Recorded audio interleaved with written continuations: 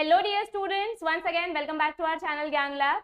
सो अब तक हमने आपको 7 चैप्टर्स के एमसीक्यूज पीवाईक्यूज प्रोवाइड कर दिए हैं। हर चैप्टर का हम आपको दो वीडियोस प्रोवाइड कर रहे हैं, यानी कि अप्रोक्सीमेटली 14 वीडियोस हम आपको प्रोवाइड कर चुके हैं विथ 50 to 60 एमसीक्यूज टोटल। पर चैप्टर 50 to 60 एमसीक्यूज हम आपको प्रोवाइड करते हैं। आज इसी सीरीज को कंटिन्यू करते हुए हम स्टार्ट करने वाले हैं आपका chapter number 8 respiration and circulation. इसका एमसीक्यूज और पीवाईक्यूज हम प्रैक्टिस करेंगे। आज के सेशन में टोटल 25 एमसीक्यूज आपको दिया गया है। आपको वीडियो एंड होने के बाद कमेंट करना है कि आपके कितने एमसीक्यूज करेक्ट आए हैं। और एक चीज याद से सुनो, जब आप ये एमसीक्यूज सॉल्व करते हो तो जैसे ही आपको क्वेश्चन दिखाई देता है, पहले आपको वीडियो पॉज करके उसका करेक्ट आंसर अपने नोटबुक में लिखना है। उसके बाद वीडियो को रिज्यूम करके आगे उसका सोल्यूशन देखना है। अगर आप सिर्फ सोल्यूशन देखोगे तो आपको कितना आता है वो पता नहीं चलेगा। सो वीडियो पॉज करो, आंसर लिखो, सोल्यूशन देखो, वीडियो पॉज करो, आंसर लिखो, सोल्यूशन देखो, और लास्ट में अपना मार्क्स कैलकुलेट करके कमेंट करो। तो उससे पता चलेगा कि बाकी बच्चों के कंपैरिजन में आपकी प्रिपरेशन कैसी और कितनी चल रही है। जिनको अगर वरदान बैच ज्वाइन करना है, अपना क्रैश कोर्स ज्वाइन करना है, जल्दी से कंप्लीट सिलेबस रिवाइज करना है, तो वो बिंदास वरदान बैच ज्वाइन कर सकते हैं। यहाँ पे हमारा 90% सिलेबस फिनिश हो चुका है। और अगर आपको सिर्फ मॉक टेस्ट ज्वाइन करना है तो बायोलॉजी का, ओनली बायोलॉजी का फुल लेंथ मॉक टेस्ट, यानी कि 10 मॉक टेस्ट आपको सिर्फ बायोलॉजी के दिए जा रहे हैं। और इसमें हर मॉक टेस्ट में 100 क्वेश्चंस, यानी कि टोटल 1000 एमसीक्यूज आपको प्रोवाइड किए जाएंगे। और ये 1000 एमसीक्यूज एक्सक्लूसिवली 2023 के हैं, जो आपको किसी भी बुक में नहीं मिलेंगे बायोलॉजी के, ठीक है। इसके अलावा आपको चैप्टर वाइज एमसीक्यूज भी प्रोवाइड किए जा रहे हैं, जो कि कंप्लीटली पीवाईक्यू बेस्ड है, जिसमें क्लास 12th और क्लास 11th के सारे चैप्टर्स जो सीईटी में आने वाले हैं उनके एमसीक्यूज आपको दिए गए। तो ये जो प्राइस है, इसमें आपको जो क्वांटिटी और जो कंटेंट का क्वालिटी हम दे रहे हैं, ये आपको कहीं नहीं मिलेगा। और इससे आपकी प्रिपरेशन जो बूस्ट होगी उसका आपको बाद में असर पता चलेगा कि मॉक टेस्ट ज्वाइन करने से कितना फायदा होता है, क्योंकि हर एक मॉक टेस्ट अनलिमिटेड अटेम्प्ट होता है। आप चाहिए जितना उतनी बार अटेम्प्ट कर सकते हो। चलो स्टार्ट करते हैं अपने फर्स्ट क्वेश्चन के साथ। ये रहा अपना question number 1। This is very basic question, chapter के फर्स्ट पेज पे दिया है। Complete the following reaction. ये तो 11वीं के बच्चे को भी आता है। जब आप ग्लूकोज को ब्रेक डाउन करते हो इन प्रेजेंस ऑफ ऑक्सीजन, तो आपको क्या क्या मिलता है? CO2 H2O। देखो बैलेंस करो ना, हाइड्रोजन तो बैलेंस ही नहीं हुआ है, तो you get H2O and you get ATP molecule. So this is your answer. Option number B is your correct answer. Next ये देखो, ये रिएक्शन आपके टेक्स्ट बुक का है। नेक्स्ट क्वेश्चन ये रहा, पॉज करो और इसको आंसर करो। Which of the following is responsible for gaseous exchange in woody flowering plants?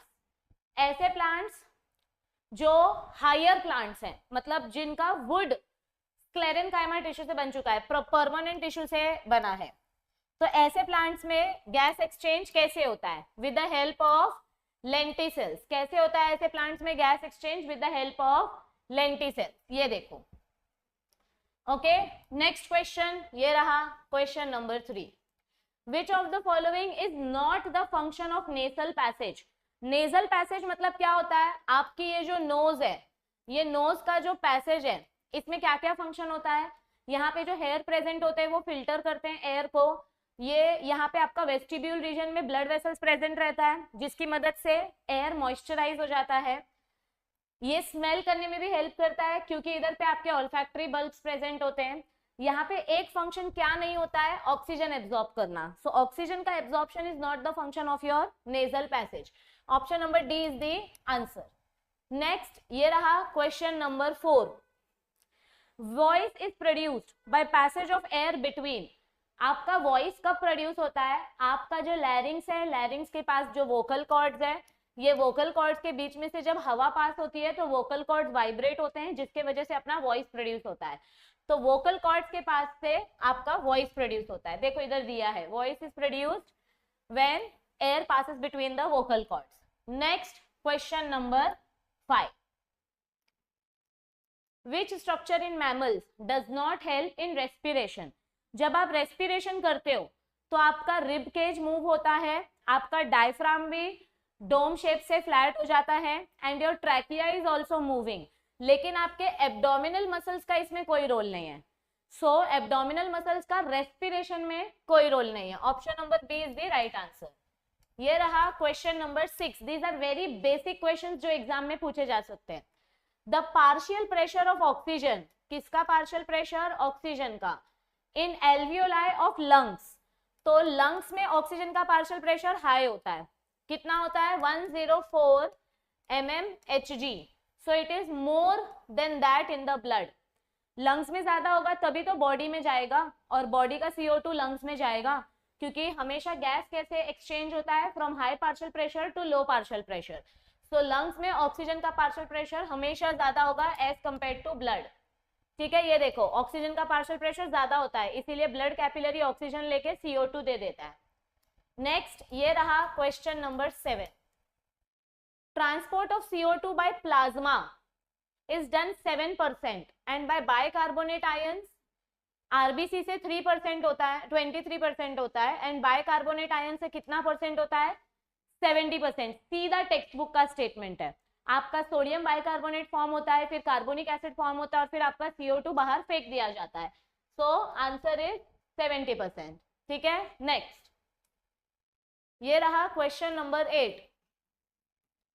Oxygen transported by plasma, water के थ्रू अपना ऑक्सीजन कितना परसेंट ट्रांसपोर्ट होता है? 3%, और बाकी का बचा हीमोग्लोबिन ट्रांसपोर्ट करता है, क्योंकि हीमोग्लोबिन RBC में प्रेजेंट होता है।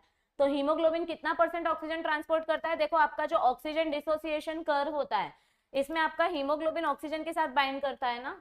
सो कितना परसेंट सैचुरेशन होता है? 100% सैचुरेशन कभी नहीं होता है, 95 to 97% saturation is obtained. Yes, ये देखो 95 to 97% saturation is obtained. Okay, next question, question number 9। अभी ये आपको अगर वॉल्यूम्स पता होंगे तो आप उसको मैच कर सकते हो। टाइडल वॉल्यूम मतलब अपना बेसिक इंस्पिरेशन और एक्सपीरेशन, जो कि 500 ml होता है। 1 का आंसर आएगा C। तो ऑप्शन नंबर A और ऑप्शन नंबर D काट दो। इंस्पिरेटरी रिजर्व वॉल्यूम मतलब क्या होता है? आप मैक्सिमम कितना सांस ले सकते हो, इंस्पिरेशन करके कितना वॉल्यूम स्टोर कर सकते हो। So that is approximately 2500 to 3000 ml, यानी कि सेकंड का आंसर आएगा A। सो करेक्ट आंसर क्या है? Option number B। ये देखो इधर पे आपके लिए दिया भी है ये सारे वॉल्यूम्स, ये देखो इंस्पिरेटरी रिजर्व वॉल्यूम। ठीक है, ये वॉल्यूम्स आपको पता होने चाहिए, इसके ऊपर नीट और CET दोनों में एक एक क्वेश्चन आता है। This is very important. Okay, next question, ये रहा क्वेश्चन नंबर 10। ये आपका रेस्पिरेटरी डिसऑर्डर के उसमें से टेबल में से। एम्फीसाइमा मतलब ब्रेकडाउन ऑफ एल्वियोलाई। एम्फीसाइमा मतलब क्या होता है? Alveoli breakdown. What is constriction of bronchioles? Bronchioles कब आपके कॉन्ट्रैक्ट होते हैं? अस्थमा के केसेस में। Constriction of bronchioles occur in asthma. This is the direct statement from your text book. तो ये डिसऑर्डर्स आपको पता होने चाहिए। ठीक है, question number 11। Now this is very interesting. You have to choose the correct statement which represents pulmonary circulation. Pulmonary मतलब क्या होता है? लंग से रिलेटेड।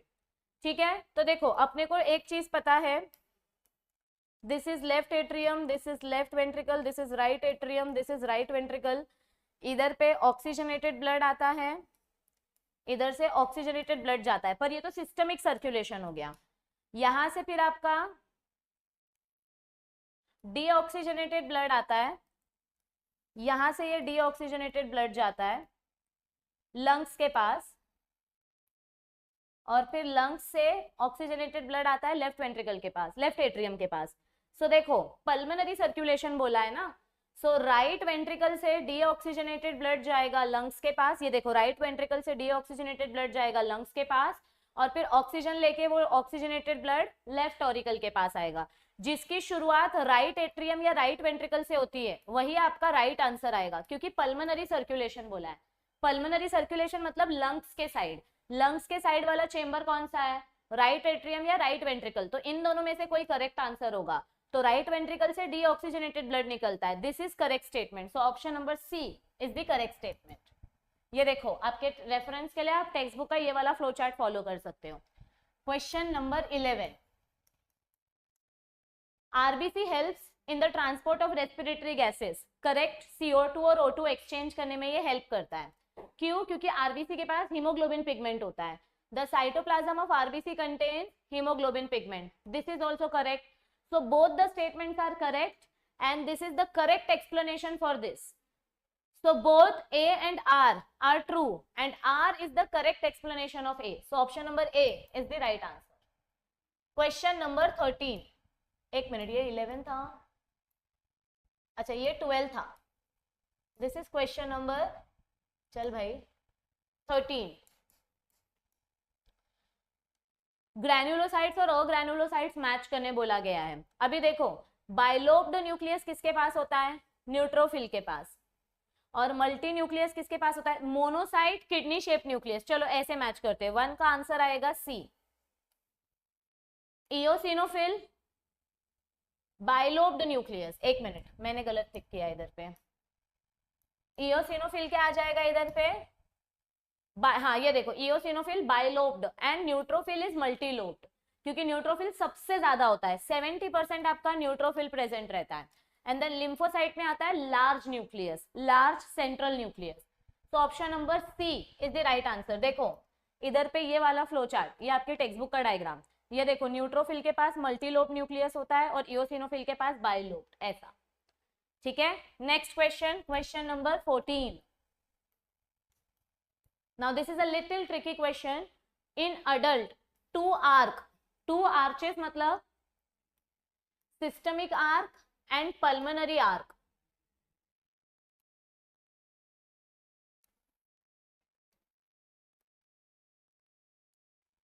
क्या बना? ये देखो, ये आपका एट्रिया है, ये आपका वेंट्रिकल है। तो इधर से जो आपका आयोर्टा निकलता है और इधर से जो अपना पल्मोनरी ट्रंक निकलता है,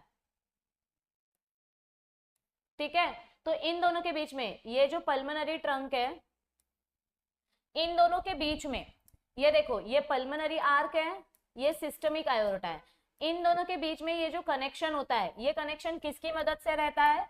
लिगामेंटम आर्टेरियोसम, ये कनेक्शन की बात हो रही है। The two arches are interconnected by yellow fibrous band. उस फाइब्रस बैंड को हम क्या बोलते हैं? Ligamentum arteriosum. ये देखो, systemic aorta and pulmonary trunk, they are attached by ligamentum arteriosum. Next comes question number 15. When mitral valve closes, mitral valve मतलब bicuspid valve,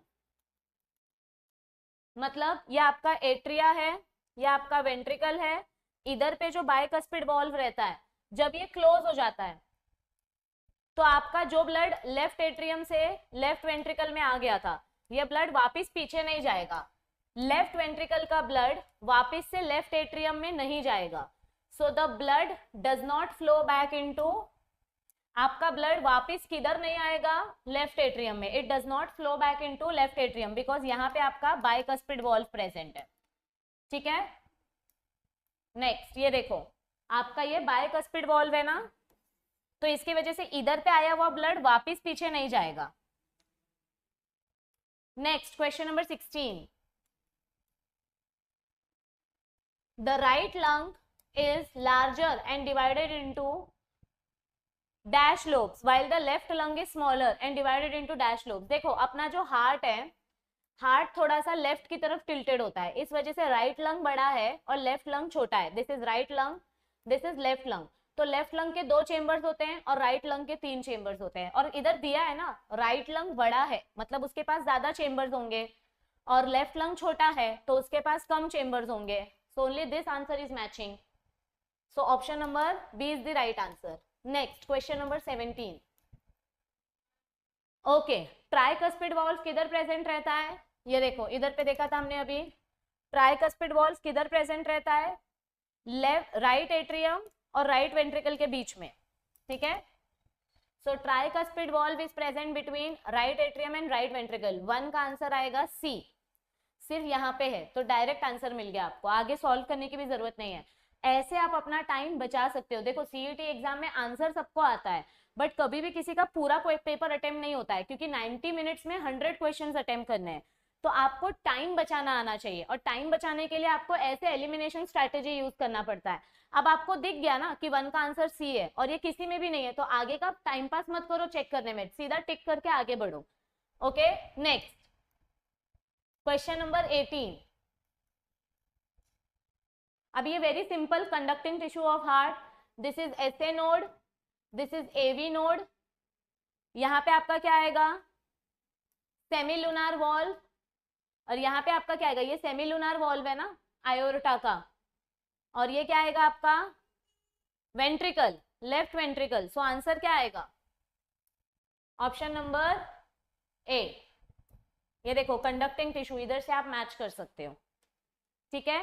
next question number 19, ये रहा, if the pacemaker is absent, समझो अगर अपने heart का S A node absent है, अगर ये एसए नोड एब्सेंट है तो आपका इंपल्स आगे जनरेट ही नहीं होगा, जिसके वजह से there will be no coordination between chambers, right atrium left atrium, right ventricle left ventricle, इसके बीच में चेंबर्स के बीच में कोऑर्डिनेशन ही नहीं होगा।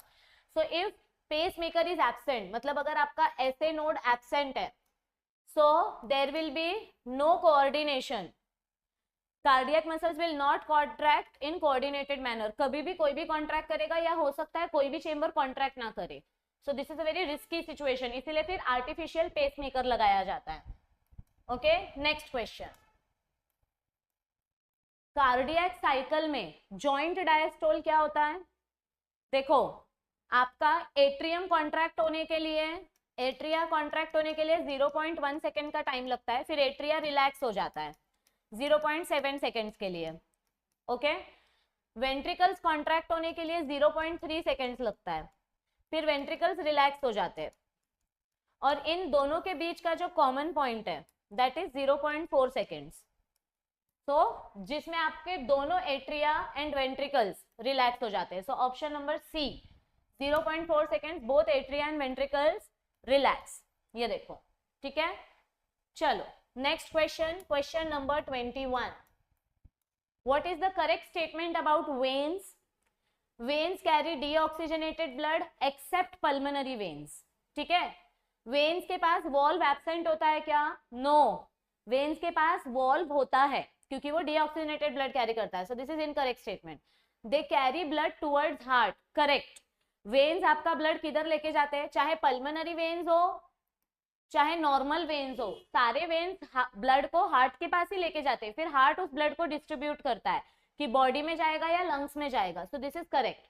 दे always carry oxygenated blood, no, only pulmonary veins carry oxygenated blood. They always carry deoxygenated blood, no, pulmonary vein is an exception. तो ये भी रॉन्ग है, ये भी रॉन्ग है, सिर्फ ये स्टेटमेंट राइट है। देखो आपकी टेक्स्ट बुक में दिया है, accept pulmonary veins, other veins of the body carries blood towards the heart। तो ब्लड हमेशा किधर जाता है, पल्मोनरी वेन्स का ब्लड भी हार्ट के पास जाता है और नॉर्मल वेन्स का ब्लड भी हार्ट के पास जाता है। Next question number 22, pulse wave कब जनरेट होता है। जब आपका डॉक्टर ब्लड प्रेशर मेजर करते हैं तो पल्स वेव कब जनरेट होता है, जब वेंट्रिकल्स, ये देखो ये अपने एट्रिया है, ये अपने वेंट्रिकल्स है, जब लेफ्ट वेंट्रिकल से ब्लड पंप होगा और आयोर्टा में जाएगा तभी आपका ब्लड आपके आर्टरी में आएगा। सो लेफ्ट वेंट्रिकल के ऊपर डिपेंड करता है आपका लेफ्ट वेंट्रिकल कभी पंप कर रहा है। So it depends upon the systole of the left ventricle, क्योंकि राइट वेंट्रिकल का ब्लड तो लंग्स के पास जाएगा, लेफ्ट वेंट्रिकल का ब्लड बॉडी में आता है, और लेफ्ट वेंट्रिकल का ब्लड ही आपके आर्टरी से फ्लो होता है, जिसको हम सिस्टोलिक प्रेशर बोलते हैं। So contraction of left ventricle will decide the pulse wave। अरे किधर गया, so answer is C। Next comes question number 23, P wave of ECG indicates what। ये अपना P wave है, ठीक है, ये अपना QRS कॉम्प्लेक्स है एंड ये T wave है, P QRS T। It represents atrial contraction. जब एट्रिया कॉन्ट्रैक्ट होता है 0.1 सेकेंड्स के लिए तो उसको बोलते हैं atrial contraction. So depolarization of atrial contraction, activation of SA node. Atria कब कॉन्ट्रैक्ट होता है, ये देखो एट्रिया कब कॉन्ट्रैक्ट होता है? जब ऐसे नोड से सिग्नल आता है, so this is also correct. और फिर ये signal from AV node to SA node, नहीं, ये ऐसे नोड है, इधर एवी नोड है, तो ये उल्टा होना चाहिए था ना, ऐसे नोड टू एवी नोड होना चाहिए था, इधर उल्टा दिया है। एंड रिपोलराइजेशन ऑफ एट्रिया, नहीं, रिपोलराइजेशन म्हणजे रिलैक्सेशन, रिलैक्सेशन होता है तो उसको हम QRS कॉम्प्लेक्स ये बोलेंगे, सॉरी इधर बोलेंगे टी वेव, रिलैक्सेशन के लिए टी वेव होता है और कॉन्ट्रैक्शन के लिए पी वेव होता है। सो option number only 1 and 2 is correct. देखो इधर दिया है, option number 1 and 2 is correct. P wave is atrial contraction, मतलब ऐसे नोड से सिग्नल आया है। नेक्स्ट क्वेश्चन, क्वेश्चन नंबर 24, यहाँ पे टी वेव क्या रिप्रेजेंट करता है? रिलैक्सेशन, आपका वेंट्रिकल्स रिलैक्स हो रहा है, इधर पे एट्रिया कॉन्ट्रैक्ट हुआ, इधर वेंट्रिकल्स कॉन्ट्रैक्ट हुआ, इधर पे वेंट्रिकल्स रिलैक्स हो रहा है, सो वेंट्रिकुलर रिपोलराइजेशन। देखो इधर दिया है, टी वेव क्या रिप्रेजेंट करता है? Relaxation of the ventricles. Next last question, question number 25, in a standard ECG one of the following functions of its component is not correctly interrupted.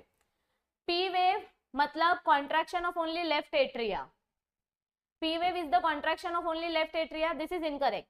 QRS complex represent ventricular contraction, T is the end of systole, मतलब अब इधर पे relaxation होने वाला है, P is the contraction of both the atria, correct. ये wrong है ना, P wave में आपके दोनों atria contract होते हैं, so this is the wrong statement.